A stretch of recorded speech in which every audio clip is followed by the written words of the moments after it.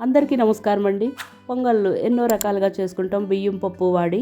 కానీ ఈరోజు చాలా ఈజీగా తక్కువ టైంలో చేసుకునే రవ్వతో తయారు చేసుకునే పొంగల్ తయారీ విధానం, కావాల్సిన పదార్థాలు చూద్దాం. పొంగల్కి ఒక గ్లాసు రవ్వ అయితే అర గ్లాసు పెసరపప్పు తీసుకుంటాం కనుక అర గ్లాసు పెసరపప్పుని ఒక మందపాటి గిన్నె స్టవ్ మీద పెట్టి వేడైన తర్వాత వేసుకుని లో టు మీడియం ఫ్లేమ్ మీద ఒక 3 నిమిషాల పాటు రంగు మారి మంచి వాసన వచ్చే వరకు ఫ్రై చేసుకుందాం. కొత్తగా వంటలు చేసే వాళ్ళకి ఈ రవ్వ పొంగల్ చాలా ఈజీగా తయారు చేసుకుని లంచ్ టిఫిన్ బాక్సులకు కూడా తీసుకుని వెళ్ళొచ్చండి.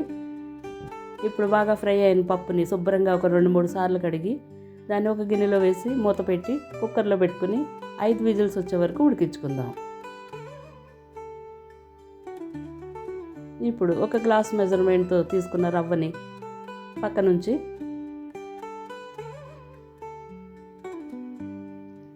దీనికి మిరియాలు జీలకర్ర వేసుకున్న మసాలా తయారు చేసుకుందాం. ఒక మిక్సీ జార్లోని 1 టేబుల్ స్పూన్ మిరియాలు, ఒక అర టేబుల్ స్పూన్ జీలకర్ర వేసి కచ్చా పచ్చాగా గ్రైండ్ చేసి వీటిని పక్కన పెట్టుకుందాం. ఇప్పుడు స్టవ్ మీద ఒక కడాయి పెట్టి ఒక 2 టేబుల్ స్పూన్లు నెయ్యి వేడైన తర్వాత దానిలో సన్నగా తరిగిన 1 ఇంచు అల్లం ముక్కలు, ఒక 3 పచ్చిమిరపకాయ చీలికలు, ఒక 2 రెమ్మల కరివేపాకు, ఒక 20 జీడిపప్పు వేసుకుని వీటన్నింటినీ ఒక 2 నిమిషాల పాటు ఫ్రై చేసుకుందాం.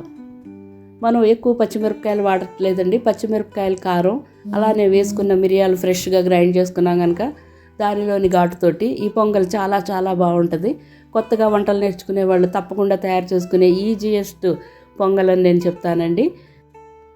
గ్రైండ్ చేసుకున్న మిరియాలు జీలకర్ర పొడి అలానే రవ్వలో కలిపేసుకుని ఈ రవ్వంతా వేసి ఒక 3 నిమిషాల పాటు బాగా ఫ్రై అవ్వడానికి ఫ్రై చేసుకుంటూనే ఉందాం మీడియం ఫ్లేమ్లోనండి.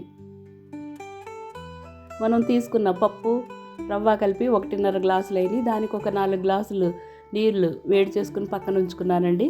బాగా రవ్వ ఫ్రై అయిన తర్వాత ఈ నీళ్ళన్నీ పోసి ఒక 2 నిమిషాల పాటు ఉడకడానికి వదిలేసుకుందాం మీడియం ఫ్లేమ్లో.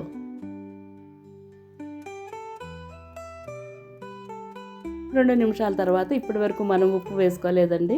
ఇప్పుడు మొత్తం పొంగల్ రుచికి సరిపడినంత ఉప్పు వేసుకుని ఒకసారి బాగా కలుపుకొని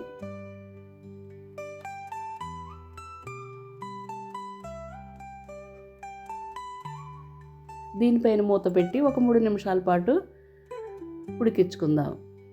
ఇప్పుడు కుక్కర్ చల్లారిపోయిందండి. పప్పు గిన్నె బయటికి తీసి దాన్ని గరిటె సాయంతో మెదుపుకుందాం, పలుకులేవి లేకుండా ఉండడానికి.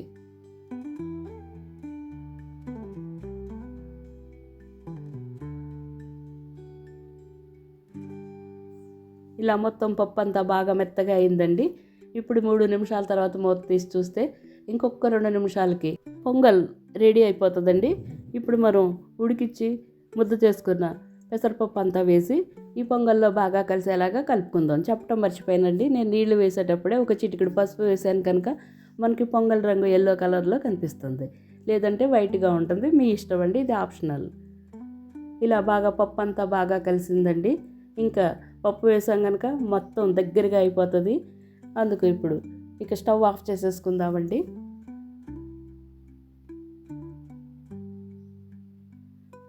మొత్తం బాగా కలిసిన దానిలోని మరొక టేబుల్ స్పూన్ నెయ్యి కావాలనుకుంటే వేసుకోండి, ఇది ఆప్షనల్ కింద. వేసిన నెయ్యి అంతా బాగా కలిసేలాగా కలుపుకుని మూత పెట్టి మరొక 3 నిమిషాల పాటు రెస్ట్ ఇద్దాం. గట్టిగా అవుతుంది అప్పుడు. ఎప్పుడు రొటీన్గా మనం కొబ్బరి పచ్చడితోటి చేసుకునే తినే ఈ పొంగల్ని ఇప్పుడు టమాటో పచ్చడితోటి పెట్టి సర్వ్ చేయండి. పిల్లల దగ్గర నుంచి పెద్దవాళ్ళ వరకు చాలా ఇష్టంగా తినే ఈ రవ్వ పొంగలి తయారీ విధానం మీకు నచ్చినట్లయితే ఒక లైక్, ఒక కామెంట్ మీ ఫ్రెండ్స్ ఫ్యామిలీ మెంబర్స్కి షేర్ చేయటం మర్చిపోవద్దు.